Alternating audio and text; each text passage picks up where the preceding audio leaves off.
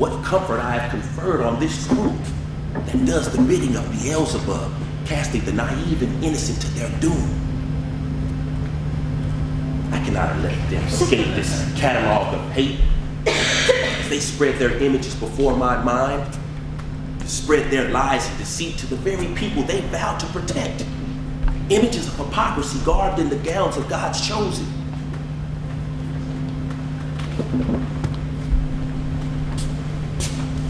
Prophets as real as the storied patriarchs that predicted reign of God's wrath, threatening his creatures with the very sword of fire to destroy those he came to save. Their names must be emblazoned on the forehead of time as a monument to the monument of their crimes. Falwell, Graham, Robertson, and Agony, the end-timers, Dominionists, and Lindsay, all who presume to know the word of God yet use fear, not love, to drive their ambitions. These dissemblers drove the frightened and afflicted to give aid to the terrorists who plagued the poor Palestinians, finding justice in the Armageddon of God's Armageddon as they gave right to might, as they blessed the lives of these dissemblers. I saw them come and go, met them in their temples of gold, but said not a word of dissent. What stubborn will kept me silent? Why could I not speak?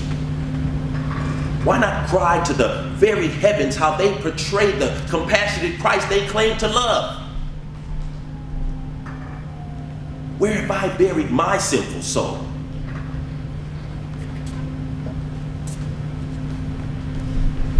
There bows the born-again Christian, self-righteous in his indignation of those who question his declaration of who is evil, and who is blessed by God to lead his mission of salvation to those infidels who threaten his dominion throughout the world. In his humble hands lies the fate of all humankind. Does he believe these myths? Is he an imposter, a fraud, blind or delusional? Does his deception reside on Rove's artifice? Or do I serve a man of infinite deceit? Certainly I am to blame for this. I chose to serve the chicken hawks, the very image of those I once decreed, cowards who used the young and poor to serve in their stead, whole bodies used as carnage to salvage the rich. What images come to mind of Cheney's snarl face to face with the sergeant's call to push-ups, Wolfowitz and Pearl decked in their rivets, protruding over their guts, while Junior wades through the fields on his way to the local pub. What visions of security they portray. Perhaps it's better they not serve, but rather salute real men in battle array. Yet to him and to them I pay homage to hollow men come to life. No longer the forbearing images of Eliot's barren waste, but bones fleshed in cynicism and hate.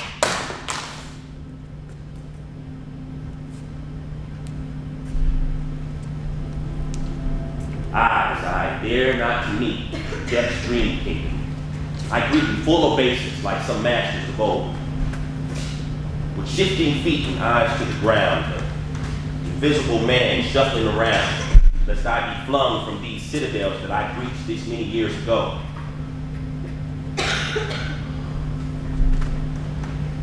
Oh God, how many years of duty and dedication should it come to this night of reparation where I confront myself, defeated and alone like some aged penitent, shambling before the confessional, trembling and terrified that death will be denied and absolution will be denied and death will not come, but tomorrow will.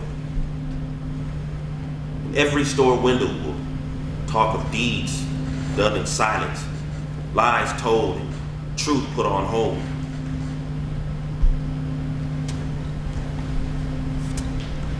I stand here before the only face that must confront the faces I have met. To judge itself, not them. for they are but ghosts of my decisions or indecisions that wrought the wrath that plagues me this night.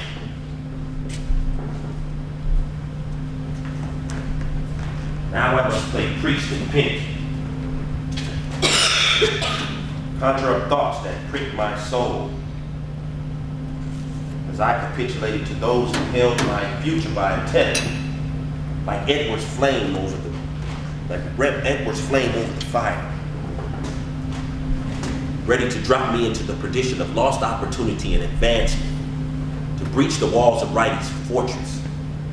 After 400 years of sweat, of humiliation and defeat, to subvert from within the very system that controls the oppressed and determine their fate. That was my dream turned into nightmare.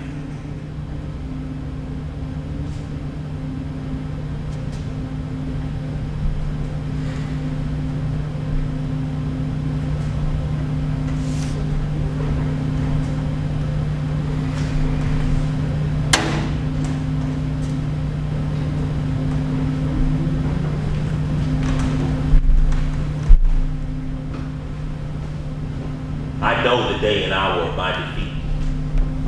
It was a sin of omission, of horrors untold, of cold bodies that lay beneath the clay of my lives. I knew and said nothing, and learned that silence has its rewards for those in power, who control others by controlling what they know. That omission earned me stars, and became the first link in my chain that grew like Morty's day by day, until it fettered as solidly as any of my forebearers who served as chattel for that civil society that shackled the slave.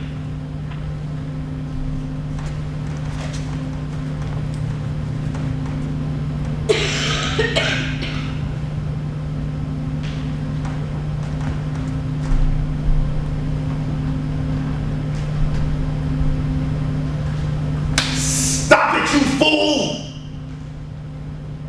Orders are but masks of conscience that delude the soul and hide their evil as duty do the state.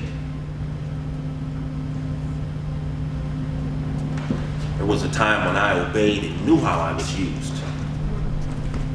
I cut a pretty picture then, a useful tint to present to the public, carefully manicured in my ribbons and stars, the perfect image for the party of the people. Used only as patricians used the slaves. I dressed out their dining halls. I stood impassive and stood beside their elegantly dressed wives, decked in their diamonds and pearls and gleaming smiles. I knew my place and kept it well, adding day by day another chain to the link that choked my conscience, shutting out the air of reason and right as I came home each night to seek solace in darkness. Ah, yes, to crawl out of the light. How corrupt have I become? Do I act without regard for right or wrong? Do I instill my desires on my own kin? Do I link them to my chain, victims of my duties of my foils, victims of duty's excuse to release me from judgment, to acquiesce to those who pull my chain? I am not Prince Hamlet indeed, a pun as corpulent as my dejected mood. No, I am not even Lord Procrastinator, who at least has the prospect of becoming. I have lost all, lost my chance to act. I have become the victim of Cheney's venom, just another mannequin dressed in his window, dressed to do his bidding.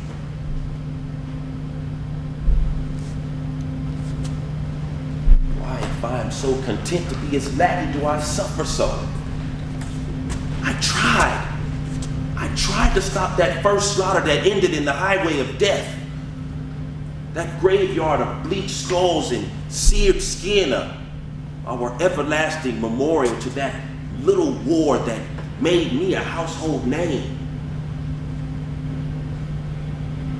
But once started, I did nothing to stop it. No, I did do something. I supported it, lying to myself that duty required I obey. That pitiful lie all all youths who follow that bloody trail their master takes. That lie, they knew I would tell myself. And so I became both master and slave. What irony rules a life that turns on itself? That evil, that blackness and evil sealed my fate. Shackled to duty I abhor, champion of slaughters demanded by those I hate, the loathsome horde that guides this benumbed state. That time passed, and so I pushed my guilt deep inside so that I might hide it from myself. But it festered there. It haunts me now. It grows a cancer deep in my breast and taunts at my being. It metastasizes, for God's sake, because it multiplies. Each day I live in this den of vipers who entwine their lies like serpents in a nest, strangling my will, my desire, my soul. How I gagged when Rumsfeld shoved those sheets of deception before me. Page upon page of deception, and intervention and distortion, equivocation and evasion presented as truth. To beguile the world by this charlatan who coquettishly delivered the Judas kiss to those he admired. The very diplomats who cried out against the Machiavellian antics of this satanic crew. Then too I objected when I threw those sheets against the wall and demanded they give me evidence, not concoctions hatched by sick minds that once delivered makes me their Pharisee.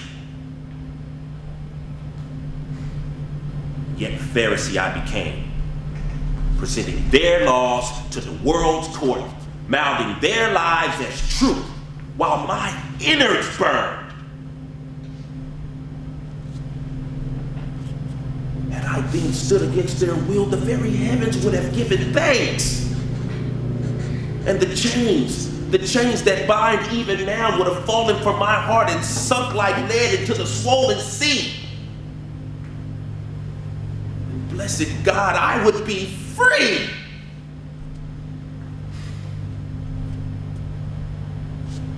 Instead, I walked the world of clown.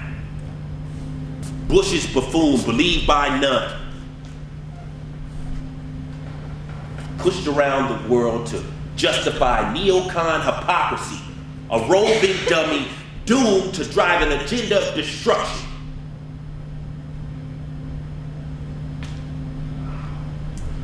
But self-hate sits on my breast like ice, freezing my heart against the pain I witnessed in Jenin as Sharon's siege laid waste the helpless and destitute.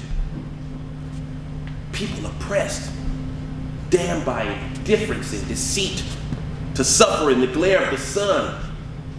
The cruel savagery of these fiends. I live their pain, captive of these same demons, and I suffer with my brother.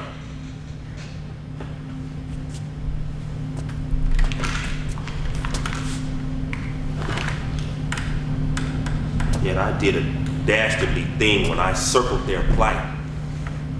Took unnecessary flight to Egypt, that Sharons had time to ravage their homes and massacre their mothers and children who could not flee the terror of his wrath. The whole world cried in despair as I crawled slowly to the carnage that I let happen for their sake, adding still more to the dead links that I dragged weeping into eternity. Why could I not act? What makes me cow to those I loathe? What force drives this shame? For shame it is that compels me to live in this cauldron of self-hate. Yet go forth each day to build another crime more hideous than the last. To build that wall, a monument of racist hate, encircling those who are captive, held captive by murderers and thieves. cry foul to the court that impels the righteous.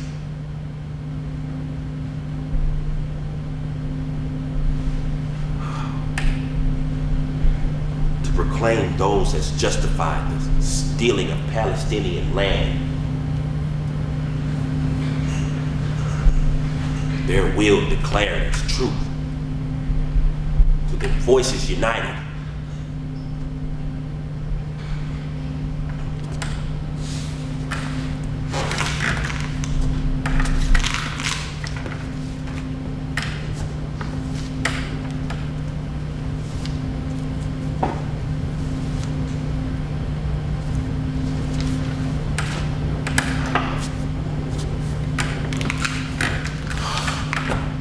God, what reparations must I make? To whom do I make them now? Have I a soul to save? I sit here this dark night in fear and dread that this lot makes me an irony as I stand alone, the bumbling patsy of this pathetic crew, escorting democracy out of Haiti, kidnapping him in the dead of night, a tragicomic night, destined to be mocked and derided, an infinite ridicule of scorn.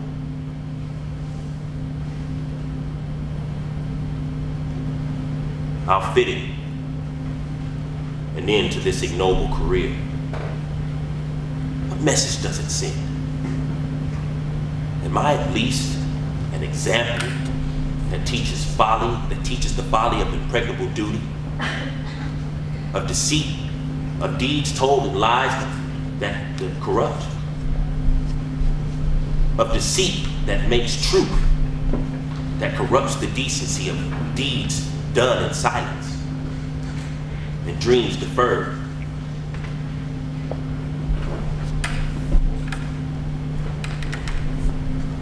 When pride rides its phantasm steed, seeking the golden apple of greed and gain and power, believing it the elixir of life, time intrudes to erase the mirage, leaving behind only a residue of lost hope and desire. God, I would I were dead.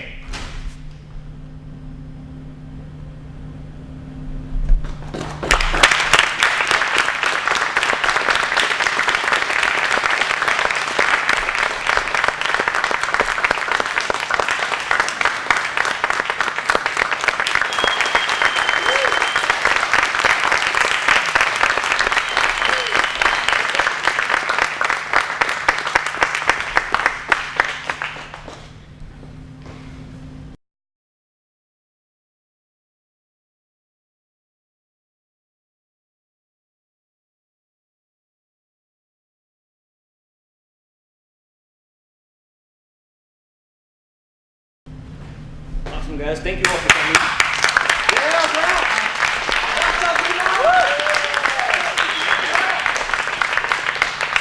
I'm Ralph. I'm director of the show. Right now I'd like to invite Dr. Bill Cook up. He is the author of this play, so please come on up. And